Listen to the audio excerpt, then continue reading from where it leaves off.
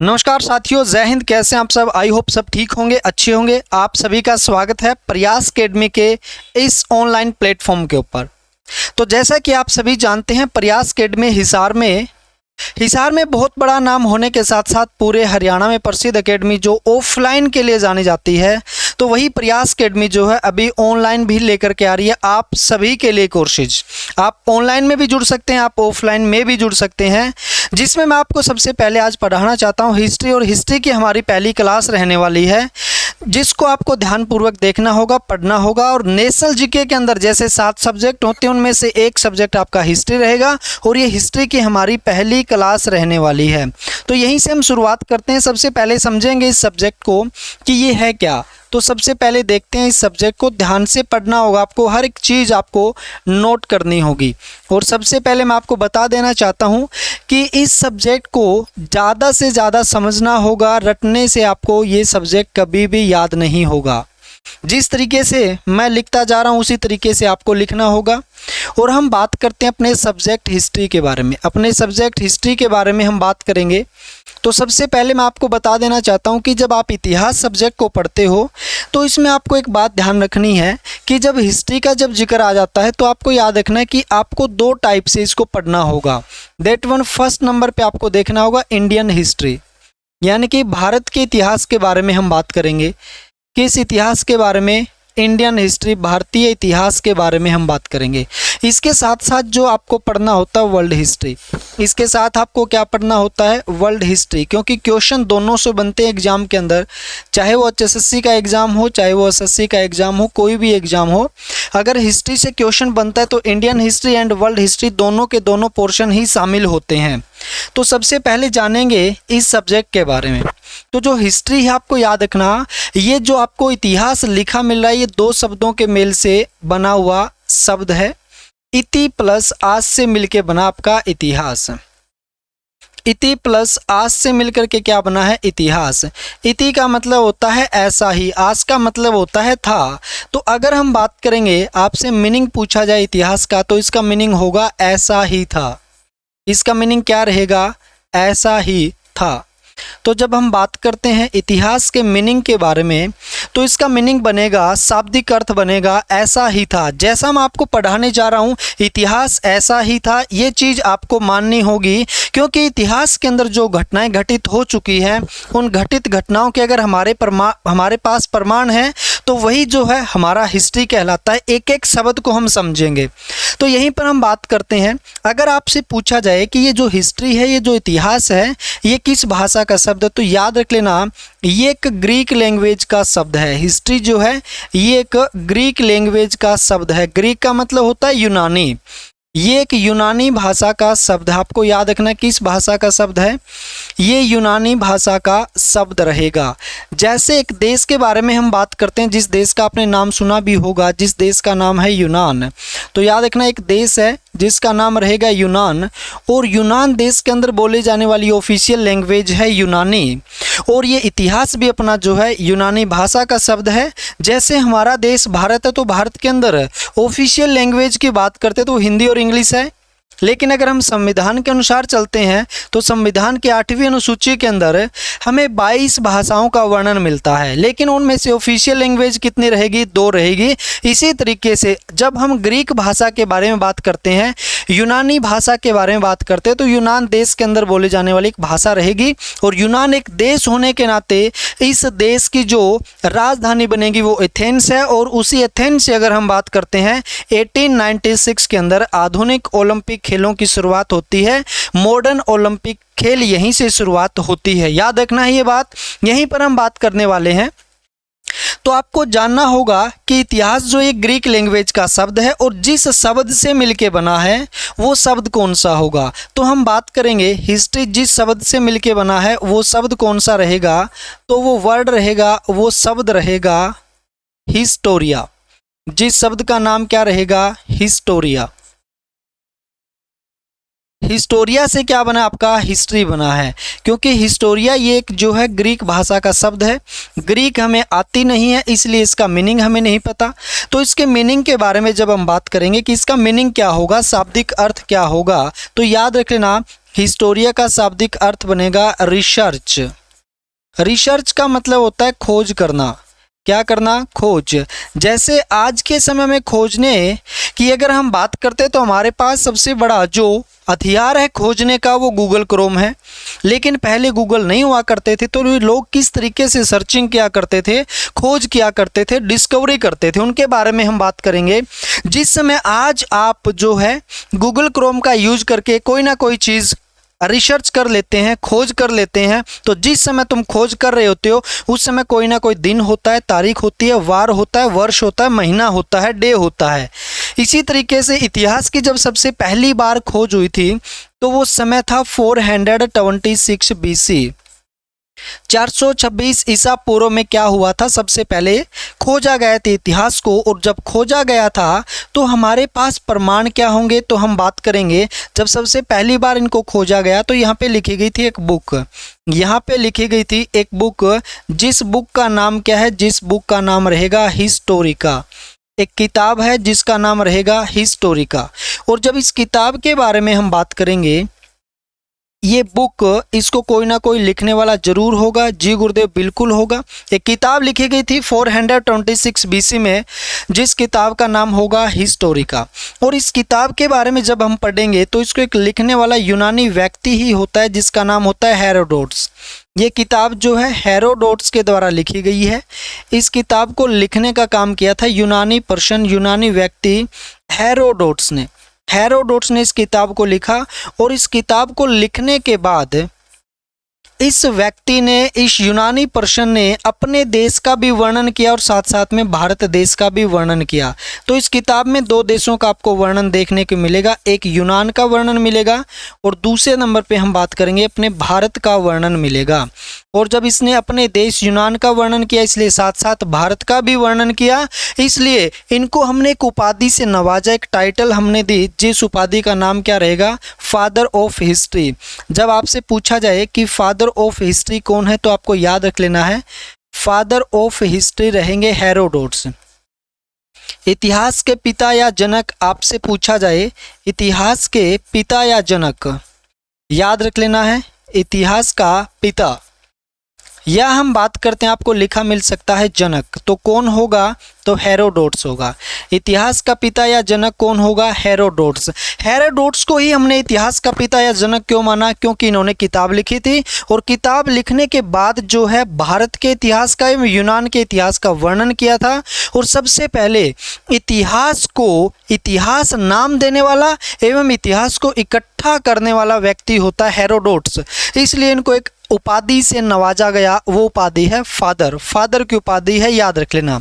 और आपसे क्वेश्चन किस टाइप से पूछा जाएगा? ऐसे पूछेगा कि बताइएगा हिस्टोरिका किताब के अंदर कितने देशों का वर्णन किया मिलता आपको?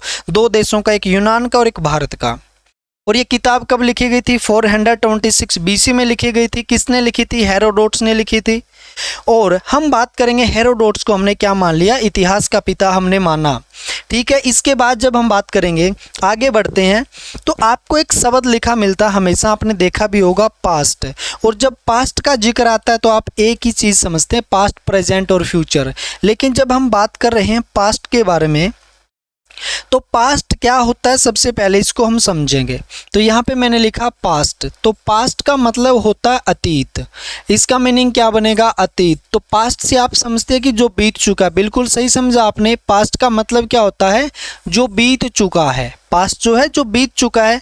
लेकिन अगर हम पास्ट के बारे में बात करते हैं तो पास्ट बीत तो गया, लेकिन कितने साल पहले? पास्ट तो एक सेकंड पहले भी पास्ट था, 10 दिन पहले भी पास्ट था, 10 साल पहले भी पास्ट था, 10,000 साल पहले भी पास्ट था, 1 करोड़ साल पहले भी पास्ट था, 10 करोड़ साल पहले भी पास्ट था। यानी कि इस पास्ट की कोई लिमिट नहीं होती। इसलिए हमने पास्ट की जगह एक शब्द यूज किया जिसका नाम क्या है? हिस्ट्री। हिस्ट्री का मीनिंग क्या होगा? इसकी डिफिनेशन क्या बनेगी कि वो पर्टिकुलर टाइम, जिस पर्टिकुलर टाइम के अंदर घटित घटनाओं के प्रमाण हमारे पास हैं, जो घटनाएं घटित हो चुकी हैं, उन घटित घटनाओं के प्रमाण हमारे पास है, वो हमारा क्या कहलाता है? वो इतिहास कहलाता है। क्योंकि अगर हम पास्ट पढ़ने लग जाएंगे तो उसकी तो कोई लिमिट ही नहीं है। इसलिए हमने पास्ट की जगह एक शब्द यूज किया इतिहास। तो हम क्या पढ़ेंगे? इतिहास। जी हाँ, मैंने कहा कि पास्ट की कोई लिमिट नहीं है, लेकिन एक इतिहास की लिमिट है। तो सबसे पहले आपके दिमाग में एक ही क्वेश्चन आया होगा कि गुरुजी अगर लिमिट है तो हमें कितने सालों का इतिहास पढ़ना होगा? जी बिल्कुल, आपने ये ज़रूर सोचा होगा और सही सोचा होगा। जब हम एक लिमिट के बारे में बात करते हैं इतिहास की, तो देखिए सबसे पहले हम पढ़ना शुरू करते हैं एक टॉपिक जिसका नाम होता है इंडस वैली सिविलाइजेशन, जिसको आप सिंधु घाटी सभ्यता के नाम से जानते हैं। सिंधु घाटी सभ्यता के नाम से जानते हैं, जिसकी शुरुआत 2500 ईसा पूर्व बिफोर क्रिस्ट के अंदर हुई थी। पढ़ाऊंगा मैं आपको बीसी क्या होता है, एडी क्या होता है, और वर्तमान के अंदर अगर बात करेंगे तो वर्तमान में कौन सा वर्ष है। तो वर्तमान वर्ष की जब हम बात करेंगे तो 2025वां वर्ष आज चल रहा है। 2025वां जो है वर्ष आज चल रहा है, लेकिन आज का समय जो है वो एडी में है। एडी का मतलब होता है एनो डोमिनी, जो एक लैटिन भाषा का शब्द है जिसका मीनिंग होता है हमारे ईश्वर का वर्ष। और जब हम इस 2500 ईसा पूर्व और 2025 को जोड़ते हैं तो टोटल निकल करके आता है 4525। तो ये एक इतिहास की लिमिट निकल करके आई है। हमें पढ़ना होगा लगभग 4500 साल का इतिहास। और इस 4500 साल के इतिहास को जब हम पढ़ेंगे तो इसमें आपको सबसे बड़ी जो समस्या आएगी वो क्या आएगी? वो आएगी डेट से संबंधित। आप कहोगे गुरुजी हमें तारीख याद नहीं होती। बात बिल्कुल सही है आपकी। तो इस इतिहास को जब हम पढ़ेंगे तो सबसे बड़ी समस्या जो आपके सामने होगी वो डेट्स की समस्या होती है। सभी स्टूडेंट के सामने ही होती है। डेट्स का मतलब होता है दिनांक, आप सभी को पता है। तो सबसे पहले इसको हम समझते हैं। देखिए आपको इतिहास में मुख्य रूप से 4 प्रकार की तारीखें देखने को मिलेगी। नंबर 1 बीसी, दूसरे नंबर पे हम बात करेंगे एडी, और तीसरे नंबर पे हम बात करेंगे सीई, एवं फोर्थ नंबर पे हम बात करेंगे बीसीई। तो अगर हम बात करते हैं इन तारीखों के बारे में तो बीसी क्या होता है? तो इसकी फुल फॉर्म होगी बिफोर क्रिस्ट। बिफोर क्रिस्ट जिसे आप बोलते हो ईसा पूर्व। इसको आप क्या बोलते हो? ईसा पूर्व बोलते हो। बिफोर का मतलब होता है से पहले। किससे पहले? ईसा से पहले, ईसा पूर्व। एडी की फुल फॉर्म होती है एनो डोमिनी। एनो डोमिनी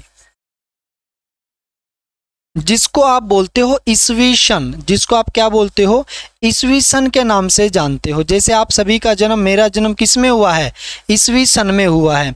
इसके बाद अगर हम बात करते हैं सीई क्या है, तो इसकी फुल फॉर्म, तो सीई की फुल फॉर्म रहेगी कॉमन एरा। कॉमन होता है सामान्य, एरा का मतलब होता है कैलेंडर, तो सामान्य कैलेंडर। और बीसीई की फुल फॉर्म के बारे में हम बात करेंगे तो इसकी फुल फॉर्म बनेगी before common era. Before common era. और ये जो फुल फॉर्म है ये पेपर के अंदर पूछ ली जाती है। जैसे ग्रुप डी के एग्जाम में पीछे सीई की फुल फॉर्म आई हुई थी कि सीई की फुल फॉर्म क्या है, तो इसका मीनिंग क्या होगा? कॉमन एरा, सामान्य कैलेंडर। तो इनको हम समझेंगे, इनको हम जानेंगे। और अगर हम बात करते हैं कि ये जो तारीख है हमारे दैनिक जीवन में जब इतिहास को हम पढ़ेंगे तो कौन कौन सी हमारे काम की है। वैसे फुल फॉर्म तो आपको चारों याद रखनी है, लेकिन इनमें से आपके सामने 2 जो डेट्स है वो हर रोज यूज होने वाली तारीख रहेगी।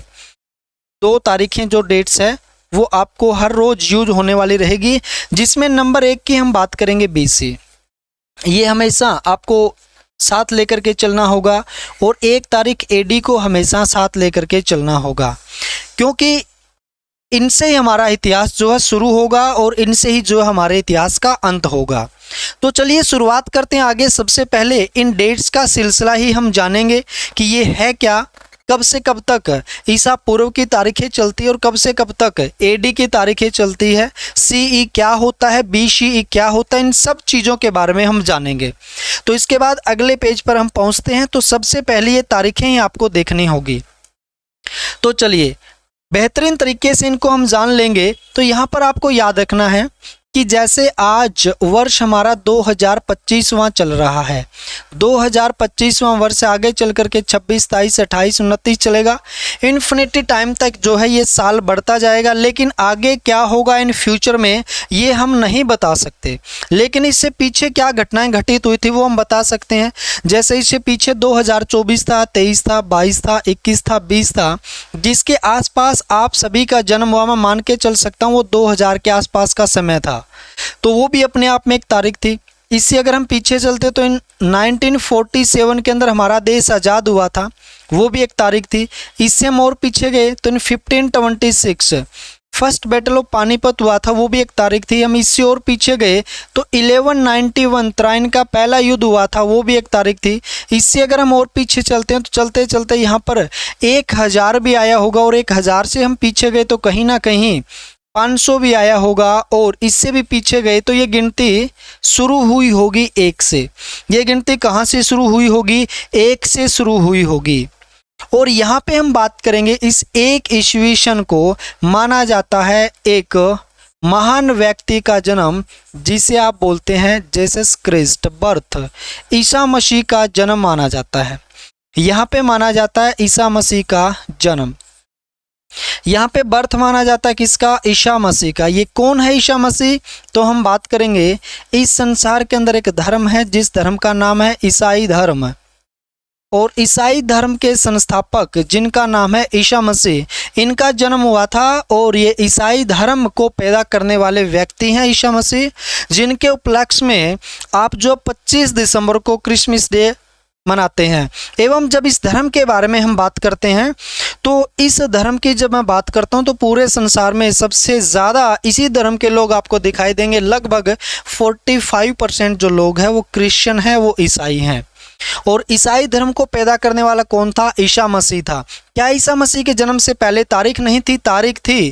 किस तरीके से चलती थी ये तारीखें? ये तारीखें हमेशा घटते क्रम में चलती थी। कैसे? जैसे हम बात करते हैं इंडस वैली सिविलाइजेशन की, सिंधु घाटी से बता, मैंने थोड़ी देर पहले बताया था कि यहाँ पर हमें जो है सबसे पहले एविडेंस मिले थे, सोर्स मिले थे, और ये चलेगी 2500 से लेकर के 1750 ईसा पूर्व तक। क्या इससे पहले तारीख नहीं थी? तारीख थी। इन्फिनिटी टाइम से तारीखें चली आ रही थी, अनंत समय से तारीखें चली आ रही थी। और यहाँ पर चला हमारा सिंधु घाटी सभ्यता, और सिंधु घाटी सभ्यता के बाद आई वैदिक सभ्यता, जो 1500 से लेकर के 600 ईसा पूर्व तक चली। और हम घटते क्रम में चलते गए, और कब तक चलते गए? जब तक हमारा एक नहीं आया तब तक हम चलते रहे। तो कहने का मतलब क्या हुआ कि ईसा मसीह के जन्म से पहले की जितनी भी तारीखें हैं, तो वो तारीख हमेशा कैसे चलती है? वो तारीख हमेशा घटते क्रम में चलती है, वो माइनस होते हुए चलती है। जैसे मैथमेटिक्स का रूल होता है ना कि 0 के पीछे वाली सब जो तारीखें होती है वो -1, -2, -3 होती है। इसी तरीके से यहाँ पर हम मान लेंगे ईसा मसीह के जन्म से पहले की जितने भी तारीख वो सब की सब घटते क्रम में चलती है, और घटते क्रम में चल रही तारीख को आप बोलते हो BC। और ईसा मसीह के जन्म के बाद की जो तारीख है वो हमेशा बढ़ते क्रम में चलती है। तो बढ़ते क्रम में जब हम चलेंगे तो ये क्या कहलाएगी आपकी? ये कहलाएगी AD। ये बढ़ते क्रम में चलने वाली क्या रहेगी? हमारी तारीखें रहेगी, और ये कहलाएगी AD। तो इन ईसा मसीह के जन्म के बाद की जो तारीख है वो AD कहलाएगी। AD लिखा मिलेगा इन तारीखों के पीछे, या कुछ भी लिखा नहीं मिलेगा। मैं आपको एग्जाम्पल दे करके समझाऊंगा, फिर आपको बहुत अच्छे तरीके से समझ में आ जाएगा। अब हम बात कर लेते हैं यहाँ पे एग्जाम्पल की।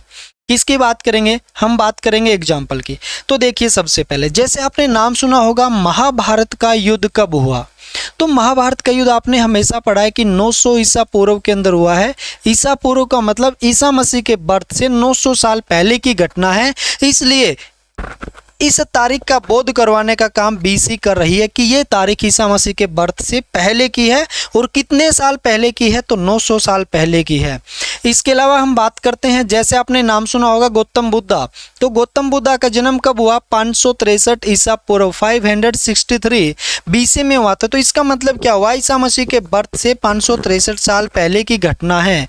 जैसे आपने नाम सुना होगा महावीर स्वामी जी का जन्म कब हुआ? 540 ईसा पूर्व। तो इसका मतलब क्या हुआ? ईसा मसीह के जन्म से 540 साल पहले की घटना है। जैसे आपने सुना होगा कि सम्राट अशोक ने अपने जीवन का एक महत्वपूर्ण युद्ध लड़ा था, जो प्रथम एवं अंतिम युद्ध था, कलिंग का युद्ध, जो लड़ा गया था 261 ईसा पूर्व में। तो यहाँ पर जो मैंने 4-5 तारीखें लिखी हैं, इन सब तारीखों के पीछे क्या लिखा आया? BC। तो इसका मतलब क्या है कि ये ईसा मसीह के जन्म से पहले की तारीखें हैं। ये तारीख हमेशा घटते क्रम में चलेगी। जैसे हमने यहाँ पे लिखा 2500 ईसा पूर्व, तो इसके बाद आने वाली तारीख कौन सी होगी? 2499, 2498, 2497, 2496। तो यहाँ से लेकर के 2500 से लेकर के यहाँ तक हम पहुँचेंगे तो सब की सब तारीखें घटते क्रम में पहुँचेगी। और इसके बाद 1 से लेकर के आज 2025 तक हम चलेंगे तो सब तारीखें कैसी होगी? बढ़ते क्रम में। जैसे आज 2025 है, इसमें एक और जोड़ देते हैं, क्या आ जाएगा? 26। तो एक और जोड़ा, यानी कि हम बढ़ते क्रम में चल रहे हैं। तो यहाँ से 2500 से 1 ईस्वी तक तो हम चलेंगे घटते क्रम में, और 1 के बाद वर्तमान तक हम चलेंगे बढ़ते क्रम में। थोड़ी देर पहले बताया था कि ये 2500 और 2025 को आप मिलाइएगा और यही हमारा इतिहास है, इसको हमें पढ़ना होगा। अब देखिए एडी की बात कर लेते हैं, ईस्वी सन की हम बात कर लेते हैं। इसका भी एग्जाम्पल मैं आपको दे देता हूँ। जैसे आपने सुना होगा कि फर्स्ट वर्ल्ड वॉर कब हुआ? फर्स्ट वर्ल्ड वॉर 1914 के अंदर फर्स्ट वर्ल्ड वॉर की शुरुआत हुई, और कब तक चला? ये चला 1918 तक। अब देखिए इन तारीखों के पीछे हमने कुछ भी नहीं लिखा, ना एडी लिखा, एडी नहीं लिखा। क्यों नहीं लिखा? क्योंकि इस तारीख को अगर हम अच्छे तरीके से बोलेंगे तो हम ये कहेंगे प्रथम विश्व युद्ध सन 1914 में शुरू हुआ था। सन का मतलब ही क्या होता है? एडी, एनो डोमिनी, ईस्वी सन। जैसे आप किसी का जन्म 2002 में हुआ तो आप डायरेक्ट लिख देते हो कि गुरुजी मेरा जन्म 2002 में हुआ। तो इसका मतलब क्या हुआ? कॉमन सेंस की बात है कि आप सन 2002 में पैदा हुए हो और आप ईसा मसीह के जन्म के उतने ही साल बाद पैदा हुए हो। जैसे हम बात करते हैं हम 2002 में पैदा हो, तो आप ईसा मसीह के जन्म के 2002 साल बाद पैदा हुए हो। अगर इस तारीख के पीछे बीसी लगा देते हम कि 2002 बीसी, तो इसका मतलब आप ईसा मसीह के जन्म के 2002 साल पहले पैदा हुए हो। बस यही अंतर होता है। बस यही क्या होता है? अंतर होता है हमारा एडी और बीसी का। यही अंतर होगा एडी और बीसी का। आई होप आपको ये बात समझ में आई होगी। जी गुरुदेव, बिल्कुल हमें समझ में आ गया। लेकिन अगर इसके बाद हम बात कर लेते हैं, ये मैंने आपको एग्जाम्पल दे करके समझाया और आपको समझ में भी आया। अगर हम बात कर लेते हैं सीई और बीसीई की बात, तो सीई क्या है? Common era. जैसे हम बात करते हैं सीई के बारे में, सीई तो इसको आप बोलते हो कॉमन एरा, सामान्य कैलेंडर। तो कॉमन एरा का मतलब क्या होता है? सामान्य कैलेंडर। वो तारीख, जैसे संसार का सबसे पुराना कैलेंडर जो है वो शुरू हुआ था विक्रमी संवत 58 ईसा पूर्व में, ईसा मसीह के जन्म के 58 साल पहले। और एक कैलेंडर जैसे हम बात करते हैं मुगल बादशाह अकबर ने चलाया था 1583 ईस्वी सन में। कब? 1583 ईस्वी सन में चलाया था। तो इन दोनों के बीच की तारीख की अगर हम बात करते हैं तो ये हमारी क्या है? कॉमन एरा की तारीखें हैं। ये कॉमन कैलेंडर की तारीखें होंगी। ये पूछी नहीं जाएगी पेपर में, लेकिन इसकी फुल फॉर्म जरूर पूछी जाएगी। और इसके बाद बीसीई क्या होगा? बीसीई क्या होगा? Before common era. Before common era यानी कि हमारे कॉमन कैलेंडर से पहले की तारीख। बीसीई बिफोर कॉमन एरा मतलब 58 ईसा पूर्व से जितनी भी पहले की तारीख है वो हमारी क्या होगी? बीसीई बिफोर कॉमन एरा होगी। तो ये तारीखें होती है इतिहास के अंदर, ये आपको ज़रूर जाननी होगी, इनको ज़रूर सीखना होगा। इनकी फुल फॉर्म आपसे पूछी जाती है, एग्जाम्पल आपसे पूछे जाते हैं। तो सबसे बड़ा डाउट यही होता है एक स्टूडेंट लाइफ के अंदर कि ये बीसी क्या है, मैं आज तक समझ में नहीं, ये एडी क्या है, मैं आज तक भी समझ में नहीं आई है। तो आई होप आपको ये अच्छे से कॉन्सेप्ट क्लियर हुआ होगा। और इसके बाद हम आगे बढ़ते हैं। जब आगे बढ़ेंगे तो आपको देखना होगा इसके बाद कि इस इतिहास को जब हम पढ़ते हैं तो हम 3 भागों में डिवाइड करते हैं, जिसमें सबसे पहला होगा पार्ट एंशिएंट इंडिया। सबसे पहला पार्ट हमारा बनता है एंशिएंट इंडिया, जिसे आप प्राचीन भारत के नाम से जानते हो। जिसको आप किस नाम से जानते हो? प्राचीन भारत के नाम से जानते हो, प्राचीन भारत। और ये जो है हमारा शुरू कब हुआ? सबसे पहला पार्ट है तो ये 2500 ईसा पूर्व में हमारा शुरू होगा और ये चलेगा 712 ईस्वी सन तक, एडी तक चलने वाला है। ईस्वी सन तक चलेगा, एडी तक चलेगा ये पार्ट। और इसके बाद जब हम बात करेंगे हमारा सेकंड पार्ट बनेगा, दूसरा पार्ट बनेगा मेडिवल इंडिया। दूसरा पार्ट हमारा बनेगा मेडिवल इंडिया, जिसे आप बोलते हो मध्यकालीन भारत। जिसे आप किस नाम से जानते हो? जिसे आप जानते हो मध्यकालीन भारत के नाम से, मध्यकालीन भारत के नाम से जानते हो। और ये चला था आपका 712 से लेकर के 1707। 3 मार्च 1707 को मुगल बादशाह औरंगजेब की मृत्यु हुई थी, वहां तक चलेगा हमारा मध्यकालीन भारत। और 712 के बाद की जो तारीख आप सभी को पता है एडी में है, ईस्वी सन में ये तारीखें हैं। और यहीं पर हमारा बनेगा फिर तीसरा पार्ट, जिसे आप बोलते हो मॉडर्न इंडिया के नाम से जानते हो, मॉडर्न इंडिया, जिसे आप बोलते हो आधुनिक भारत, मॉडर्न इंडिया। और जब हम मॉडर्न इंडिया की बात करेंगे, आधुनिक भारत की हम बात करेंगे, तो ये कब से कब तक चला था आधुनिक भारत? तो याद रख लेना, ये आधुनिक भारत वैसे अगर देखा जाए तो 1707 से लेकर के वर्तमान 2025 तक चल रहा है, लेकिन हम इसे पढ़ेंगे देश की आज़ादी तक, 1947 तक, क्योंकि 1947 में जो है देश आज़ाद हो जाता है। और जब देश आज़ाद हुआ तो आज़ाद होने के बाद हमारा एक नया सब्जेक्ट शुरू हो जाता है, जिसे आप जानते हो पॉलिटी के नाम से, क्योंकि हमारा जो संविधान है वो 26 जनवरी 1950 को लागू कर दिया गया था। और जब संविधान को लागू किया 1950 के बाद आज 2025 तक आप क्या पढ़ते हो? आप पॉलिटी पढ़ते हो। जो इतिहास की अगर बात करें इस पार्ट की, हिस्टोरिकल पार्ट के अंदर इसे हम क्या नाम देंगे? तो हम इसको नाम देते हैं कंटेम्प्रेरी इंडिया, समकालीन भारत। लेकिन वो एक नया सब्जेक्ट शुरू हो जाता है, जिस सब्जेक्ट का नाम रहेगा पॉलिटी, जिसे आप पॉलिटी के नाम से जानते हो। ठीक है गुरुजी, ये बात तो हमें समझ में आई। ये तीनों चीज़ें तो हर एक किताब के अंदर लिखी मिलती है, हर जगह आपको लिखी मिलेगी, लेकिन हम अपने इतिहास को 3 ही भागों में क्यों तोड़ते हैं? इसके पीछे का रीजन क्या रहा होगा? हमने 4,500 साल का इतिहास पढ़ना है, तो इसको पढ़ने के पीछे का लॉजिक क्या है कि हम 3 टुकड़ों में इसको तोड़ेंगे? हमें पढ़ना था 4,500 साल का, तो एक ही टुकड़े में हमने क्यों नहीं लपेटा? हमने जो इसके 3 टुकड़े क्यों किए, 3 भागों में हमने क्यों इसको डिवाइड किया? इसके पीछे 3 ही बड़े रीजन आपको देखने को मिलेंगे। सबसे पहला रीजन आपको देखने को मिलेगा रिलीजियस धर्म। धर्म का आपको मिलेगा, एक धर्म नहीं था तीनों पार्टों में, क्योंकि यहाँ पे जो धर्म था, जिस धर्म का नाम है सनातन धर्म, जिस धर्म का नाम है सनातन, तो यहाँ सनातन धर्म के लोग हुआ करते थे। सनातन का मतलब हिंदू, जिस धर्म के हम हैं। सनातन ही क्या है? हमारा रियल धर्म है। हम हिंदुस्तान में रहते हैं, इसलिए अपने आप को क्या बोल देते हैं? हिंदू बोल देते हैं। सनातन संस्कृत भाषा का शब्द है, जिसका मतलब होता है जिसका कभी अंत ना हो।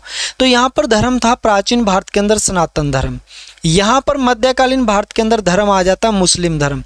यहाँ पर जो है मुस्लिम धर्म के लोगों ने क्या किया? शासन किया। और फिर हम बात करते हैं मॉडर्न इंडिया के अंदर, यहाँ पर जो धर्म आया, जिस धर्म का नाम क्या है? ईसाई। तो यहाँ पर ईसाइयों ने क्या किया था? भारत में शासन किया था। तो कहने का मतलब तीनों पार्टों के अंदर धर्म क्या थे? अपने अलग अलग धर्म थे। तीनों पार्टों में धर्म अलग अलग थे। एक तो रीजन ये था। दूसरा रीजन क्या था? दूसरा रीजन था भाषा का, लैंग्वेज। क्योंकि भाषा जो है प्राचीन भारत के अंदर सबसे पुरानी भाषा बोली जाती थी, जिसका नाम है संस्कृत भाषा। और इस संसार की सबसे प्राचीन भाषा जिसका नाम है संस्कृत। और संस्कृत भाषा इस दुनिया की, इस धरती की सबसे पुरानी भाषा बोली जाती है, मानी जाती है।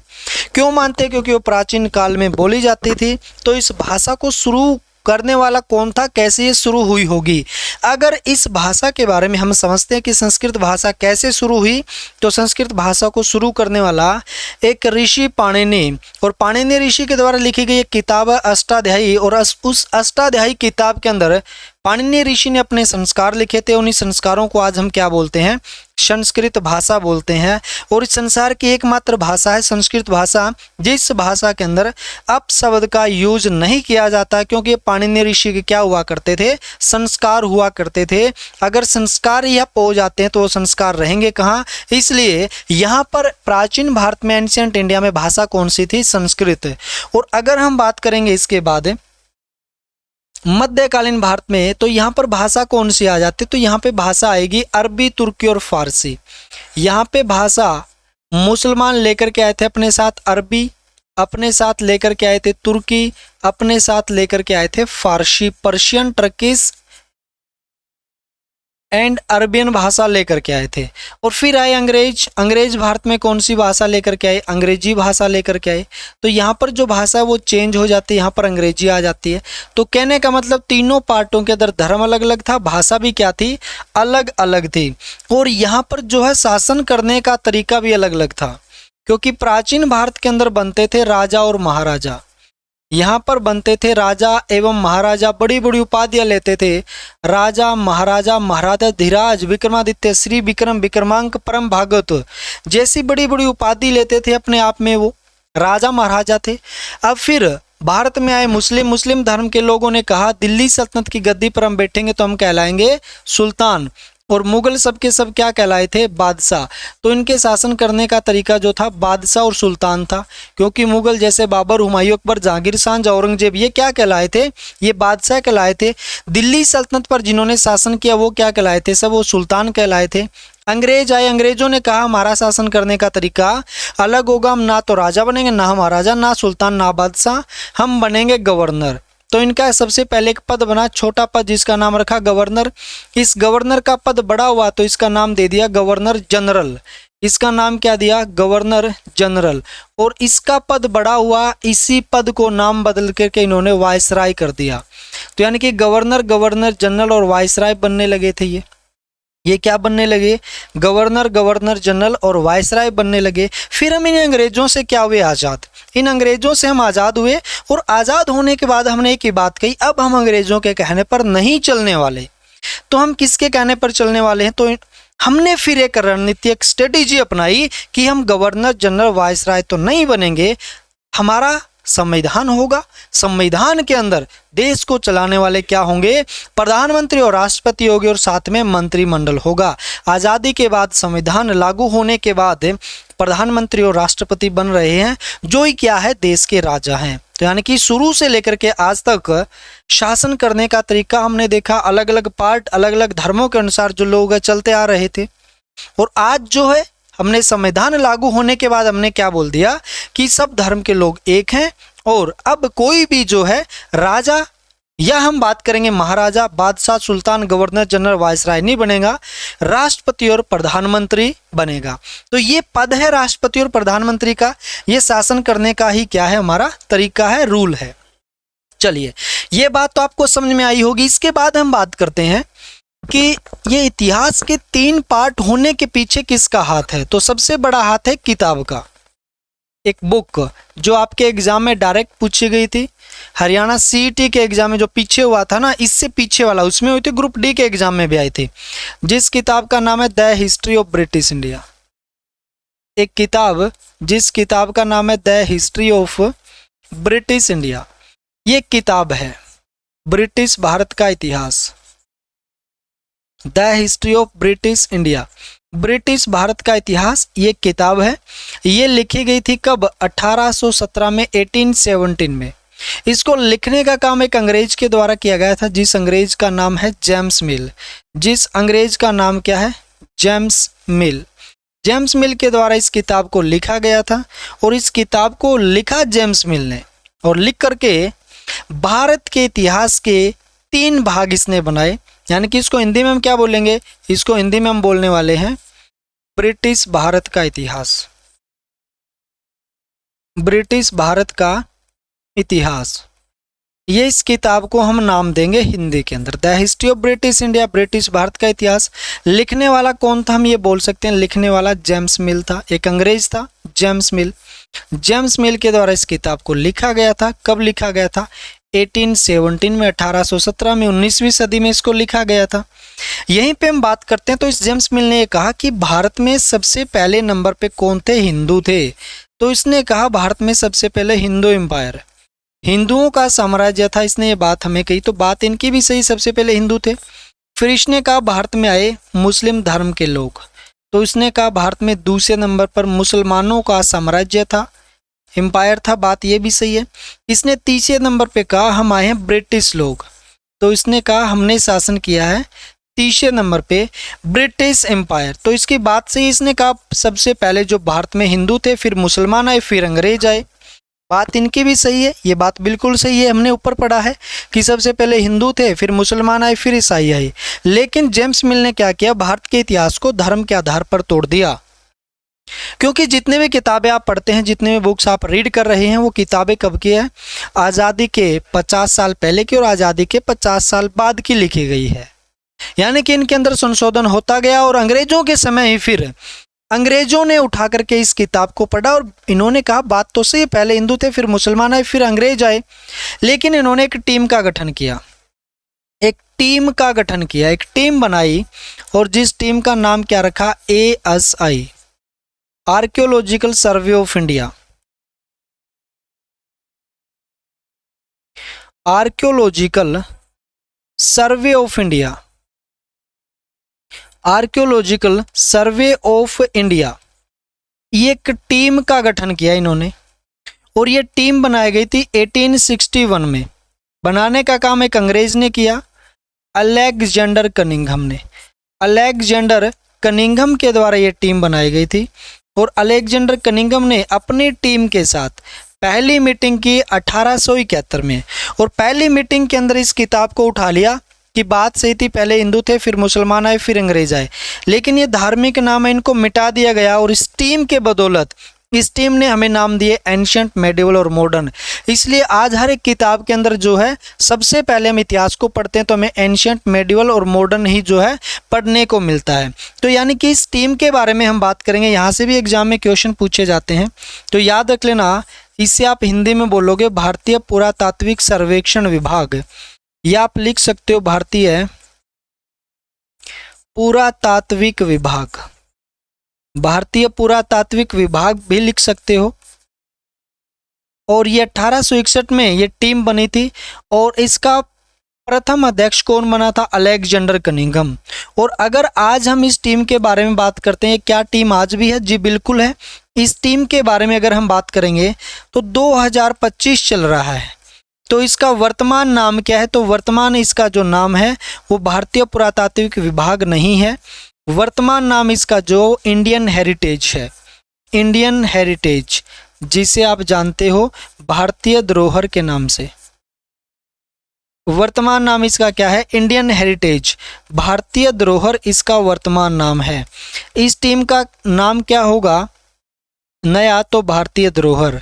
और इस टीम का काम क्या होगा, अगर हम काम के बारे में बात करेंगे तो जितनी भी पुरानी चीज़ें हैं जो हमें खुदाई के दौरान मिलती है, उन सभी के ऊपर निरीक्षण करके हमें जानकारी प्रोवाइड करवाना, उपलब्ध करवाना इस टीम का काम है कि वो लोग जो हैं कैसे मरे थे, कब मरे थे, क्यों मरे थे। क्योंकि इनके पास एक वैज्ञानिक पद्धति होती है, जिस वैज्ञानिक पद्धति का नाम होता है C14 कार्बन पद्धति, C14 कार्बन पद्धति। और इस कार्बन पद्धति की शुरुआत इंग्लैंड में हुई थी। कहाँ हुई थी, इंग्लैंड में शुरुआत होती है, इंग्लैंड देश में। और इससे किसी भी चीज़ की एज डिसाइड की जाती है, निर्धारित की जाती है। तो हम बात करेंगे इस पद के ऊपर रहते हुए वर्तमान के अंदर 32वें नंबर पर हम बात करेंगे।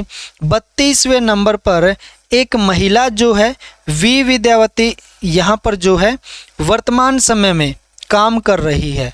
वर्तमान समय में वी विद्यावती जो है अध्यक्ष बनी हुई है ASI की। वी विद्यावती जी जो उत्तर प्रदेश की रहने वाली निवासी है और अभी सुनने में ये आया कि वी विद्यावती जो है इस पद को छोड़ करके जा चुकी है। और इसके बाद एक रघु नाम का व्यक्ति आया था, वो भी इस पद को छोड़ करके जा चुका है। तो एट प्रेजेंट के अंदर ऐसी भी बात बताई जा रही है कि इस पद के ऊपर हाल ही में कोई नहीं है, बहुत जल्द जो है ये पद भरा जाएगा। और इनका काम क्या है, जितनी भी पुरानी चीज़ें हैं उन सभी के ऊपर निरीक्षण करके हमें जानकारी प्रोवाइड करवाना, उपलब्ध करवाना। और इसके बाद हम बात करते हैं तो इसका हेडक्वार्टर आपको कहाँ पे नजर आएगा, मुख्यालय, तो याद रख लेना नई दिल्ली। मुख्यालय आपको दिखाई देगा कहाँ पे, नई दिल्ली में आपको मुख्यालय दिखाई देगा। नई दिल्ली में जो है मुख्यालय आपको दिखाई देगा। यहाँ पर जो है हर एक चीज़ को बारीकी से देखा जाता है, इसको रिसर्च किया जाता है। और बस इसके बाद हमें क्या करना होता है, ये तीनों पार्ट जो हमें उठा करके पढ़ने होते हैं, एंशिएंट, मेडिवल और मॉडर्न को हम पढ़ते हैं। आई होप ये सब बातें समझ में आई होगी। और इसके बाद की अगर हम बात करते हैं तो देखिएगा, इसके बाद अगर हम बात करते हैं आगे, तो इतिहास के हमारे पास स्रोत क्या है कि ये घटनाएं जो घटित तो हुई हैं, लेकिन हमारे पास किस टाइप के स्रोत बनेंगे। तो अगर हम बात करते हैं इतिहास के स्रोत के बारे में, स्रोतों के बारे में, इतिहास के जो सोर्स हैं उनके बारे में अगर हम बात करते हैं, तो मुख्य रूप से 3 से 4 प्रकार के हमें स्रोत देखने को मिलेंगे, और वो स्रोत कौन कौन से होंगे उनके बारे में भी हम बात करेंगे। तो इतिहास के स्रोत की अगर हम बात करते हैं, तो सबसे पहले नंबर पर आपको देखना होगा यहाँ पे नंबर 1, धार्मिक स्रोत, रिलीजियस सोर्सेज की अगर हम बात करेंगे, धार्मिक स्रोत की हम बात करते हैं, धार्मिक स्रोत के बारे में, तो जैसे आपने सुना होगा कि एक ग्रंथ है महाभारत, एक ग्रंथ है महाभारत। तो महाभारत की घटना घटित हुई है, तभी तो यह ग्रंथ लिखा गया है। महाभारत मान लीजिएगा एक ग्रंथ, एक पुस्तक है, इसको लिखने का काम किसने किया था? महर्षि वेदव्यास ने। महर्षि वेदव्यास के द्वारा जो है किताब लिखी गई थी, इस ग्रंथ को लिखा गया। इसके अलावा हम बात करते हैं रामायण, तो रामायण एक किताब, एक पुस्तक है। राम और रामायण की घटना जो है हुई थी, तभी महर्षि वाल्मीकि ने क्या किया था? इस किताब को लिखा था। महर्षि वाल्मीकि ने लिखने का काम किया था। इसके अलावा हम बात करते हैं, जैसे हमारे पास 4 वेद हैं, जैसे हमारे पास 4 वेद हैं, इन चारों वेदों के बारे में हम बात करेंगे, तो ये चारों वेद थे तभी तो इनको हम याद करते हैं। जैसे हम बात करते हैं सबसे प्राचीन वेद ऋग्वेद, ऋग्वेद के बाद हम बात करते हैं सामवेद हमारे पास है, सामवेद के बाद हम बात करेंगे तो यजुर्वेद हमारे पास है, और यजुर्वेद के बाद हम बात करेंगे तो अथर्ववेद हमारे पास होगा। कौन सा वेद होगा? अथर्ववेद, जो हमारा सबसे नया वेद है, अथर्ववेद। तो ये हमारे पास 4 वेद हैं। तो ये घटनाएं जो घटित हुई हैं, तभी तो इनके हमारे पास प्रमाण हैं, तो ये धार्मिक स्रोत हैं। इसके अलावा यहाँ पर हम बात करते हैं नॉन रिलीजियस सोर्सेज के बारे में, गैर धार्मिक स्रोत, जिनका किसी भी धर्म से कोई संबंध नहीं है। गैर धार्मिक स्रोत के बारे में अगर हम बात करते हैं, गैर धार्मिक स्रोत कौन से रहेंगे अगर उनके बारे में हम बात करते हैं, तो जैसे हम बात कर लेते हैं, जैसे मेगास्थनीज, मेगास्थनीज एक लेखक था, मेगास्थनीज, जिसको फादर ऑफ इंडियन हिस्ट्री के नाम से आप जानते हो। इनके द्वारा लिखी गई किताब है इंडिका। इनके द्वारा लिखी गई किताब कौन सी है? इंडिका। इस किताब का संबंध किसी धर्म से नहीं है। जैसे कालिदास, भारत का शेक्सपियर बोलते हैं कालिदास को, काफ़ी सारी किताबें इन्होंने लिखी है, जैसे अभिज्ञान शाकुंतलम, मेघदूतम, ऋतुसंहार, वर्ष्यों वर्ष्यम, रघुवंशम, तो काफ़ी सारी किताबें हैं। तो जैसे इनकी किताबें, तो इनका संबंध किसी भी धर्म से नहीं है। जैसे हमने लिख लिया अभिज्ञान शाकुंतलम, तो इसका संबंध किसी धर्म से नहीं है। या हम बात करते हैं, जैसे राजा हर्षवर्धन का दरबारी कवि था बाण भट्ट, बाण भट्ट के द्वारा लिखी गई किताबें हैं बाण भट्ट। जैसे हर्षचरित, कादम्बरी, चंडी शतकम इन्होंने लिखी थी। जैसे हर्षचरित है, तो इसका संबंध किसी भी धर्म से नहीं है। तो ये हमारे पास क्या हो जाएंगे? नॉन रिलीजियस सोर्स हो जाएंगे, गैर धार्मिक स्रोत हमारे पास हो जाएंगे। तो ये रहेंगे हमारे पास।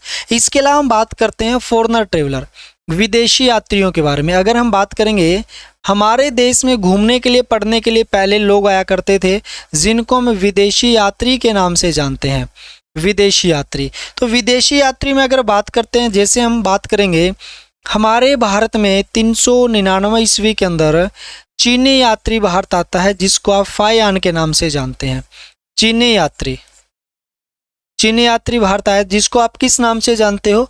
जिसको आप फायान के नाम से जानते हो, फायान के नाम से जानते हो, फायान के नाम से जानोगे। इसके अलावा हम बात करेंगे, जैसे 629 ईस्वी के अंदर चीनी यात्री आया था, जिसका नाम क्या है? हवेन स्वांग। चीनी यात्री जिसका नाम क्या है? हवेन स्वांग। तो हवेन स्वांग भी भारत में आया था, चीन से आया था हवेन स्वांग।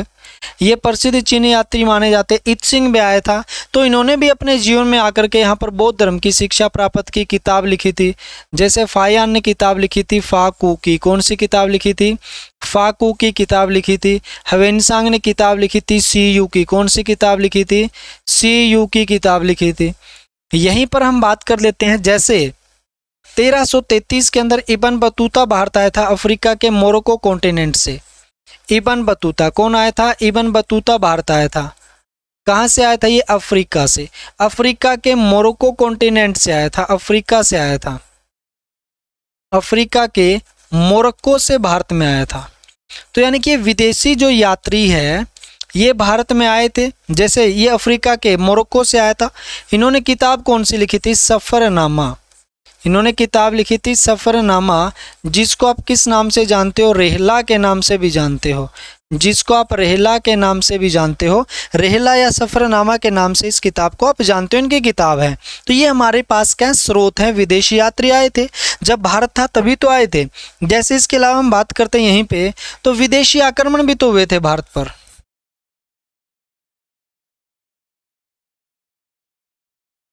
विदेशी आक्रमण के बारे में हम बात करेंगे तो याद रखना, जैसे 518 ईसा पूर्व के अंदर क्या हुआ था? भारत पर सबसे पहला विदेशी आक्रमण हुआ था, जो दारा प्रथम के द्वारा किया गया था, डेरियस प्रथम के द्वारा किया गया था।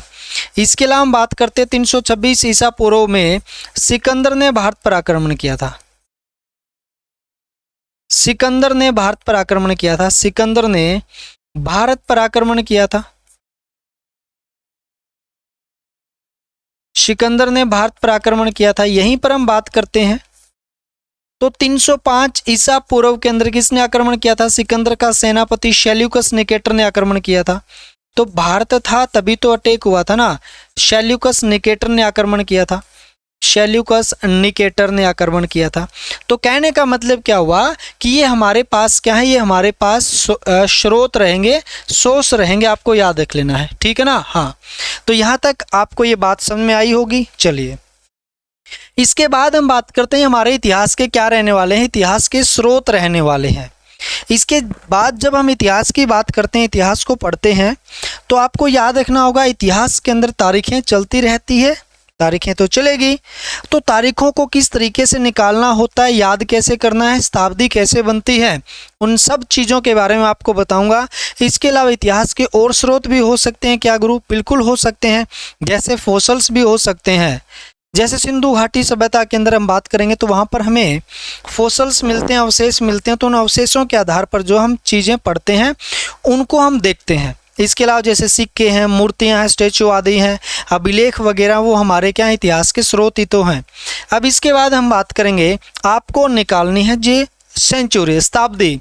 अब शताब्दी सदी निकालने में आपको बताता हूँ, 5 मिनट और पढ़ेंगे। सदी या शताब्दी ये बेहद ही ज़रूरी है और बहुत आसान तरीके से आप इसको समझ जाओगे।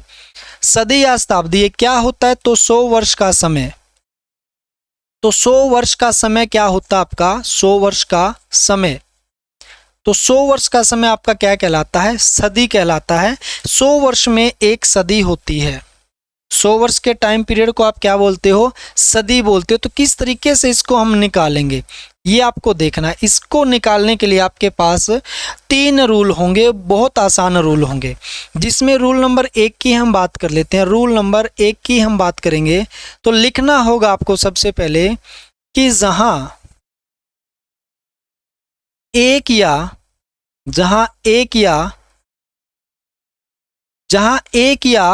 2 अंक हों, 1 या 2 अंक हों, वहां हमेशा प्रथम सदी होगी। वहां हमेशा याद रख लेना प्रथम सदी होगी। आपको जो है डिजिट काउंट करने हैं, अंक देखने हैं, वह हमेशा कौन सी सदी होगी? प्रथम सदी होगी। कहां पे होगी? जहां 1 या 2 अंक होंगे। जैसे हम बात करेंगे सबसे पहले नंबर 1, तो 1 से लेकर के 99 तक, 1 से लेकर के 99 तक जितने भी अंक आपके आएंगे हमेशा वहां पे फर्स्ट सेंचुरी होगी। कौन सी सदी होगी? फर्स्ट होगी। क्योंकि आपको रूल नंबर 1 जो है इस तरीके से याद रखना है कि जहां 1 या 2 डिजिट होंगे, 1 या 2 डिजिट कब से कब तक बनेंगे, कहां से कहां तक? 1 से लेकर के 99 तक बनेंगे। तो यहां पे हमेशा रूल याद रख लेना, पहली शताब्दी होगी, पहली सदी होगी। इसके बाद जो है हम बात करेंगे रूल नंबर 2 के बारे में। तो रूल नंबर 2 के बारे में जब हम बात करेंगे तो लिखना होगा जहां 3 अंक होंगे, जहां 3 अंक होंगे, जहां 3 अंक होंगे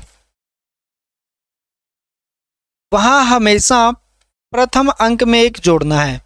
वहां प्रथम अंक में 1 जोड़ना है, शताब्दी निकलेगी।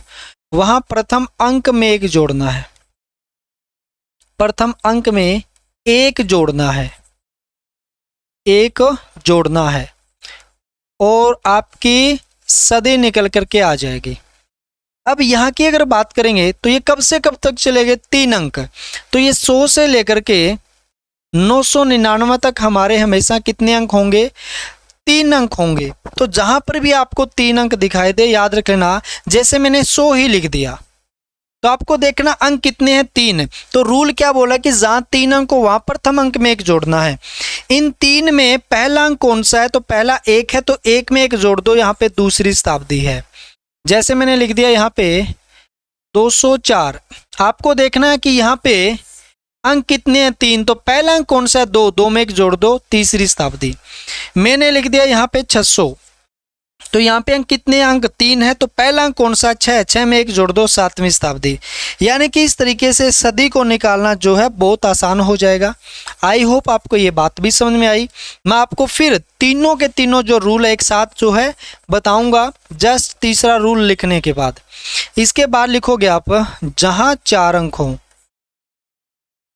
जहां 4 अंक हों, जहां 4 अंक हों वहां प्रथम 2 अंकों में, वहां प्रथम 2 अंकों में 1 जोड़ना है। वहां प्रथम 2 अंकों में 1 जोड़ना है, शताब्दी निकल जाएगी। 1 जोड़ना है, प्रथम 2 अंकों में 1 जोड़ना, यानी कि 4 अंक होने चाहिए। और 4 अंक कहां से शुरू होंगे? 1000 से। और कब तक चलेंगे? 9999 तक चलेंगे 4 अंक। अब देखिएगा, अब चारों वाला जो है एग्जाम्पल मैं तुम्हें देता हूं 4 अंक। आपको देखना, जैसे 1000 वाला एग्जाम्पल हमने उठा लिया, आपको देखने कितने डिजिट हैं? 4। 4 में से पहले 2 कौन से? 10 है, तो 10 में 1 जोड़ना है आपको, 11वीं सदी है यहाँ पे। अब यहाँ पे मैंने लिख दिया 1300। कितने अंक हैं? तो 4 अंक है। पहले 2 कौन से? 13, 13 में 1 जोड़ दो, यहाँ पे 14वीं सदी है। यहाँ पे हमने लिख दिया कि 1526 में फर्स्ट बैटल ऑफ पानीपत हुआ था। तो यहाँ पे कितने अंक है 1526 में? आप कहोगे जी 4 अंक है। पहले 2 कौन से? 15, 15 में 1 जोड़ दो, यहाँ पे 16वीं सदी है।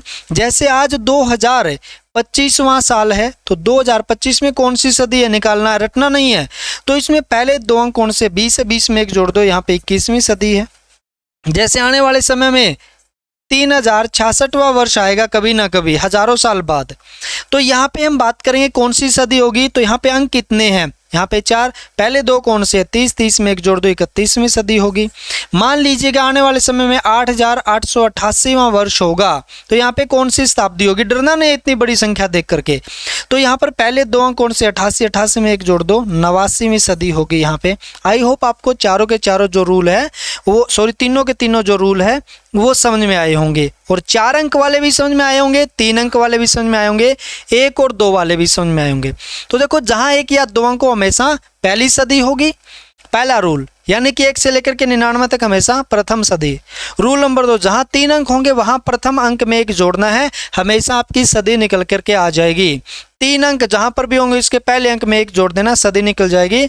और तीसरा रूल, जहां 4 अंक हो वहां प्रथम 2 अंकों में 1 जोड़ना है, हमेशा आपकी सदी निकल करके आ जाएगी। आई होप आपको ये रूल भी समझ में आया होगा। और ये थी हमारी पहली क्लास। आई होप आपको अच्छी लगी होगी। अच्छी लगी तो हमारे साथ जुड़िएगा। आप ऑफलाइन प्लस ऑनलाइन भी आ सकते हैं। प्रयास अकेडमी के इस प्लेटफॉर्म को आप जल्दी से जल्दी सब्सक्राइब करें। यूट्यूब चैनल पर हमेशा आपका जो है स्वागत रहेगा, वेलकम रहेगा, ऑफलाइन प्लस ऑनलाइन। चलिए, थैंक यू। आज के लिए इतना ही पढ़ेंगे, मिलेंगे बहुत जल्द अगली क्लास में। तब तक के लिए सभी को बाय बाय, टेक केयर, जय हिंद, जय भारत। Thank you class.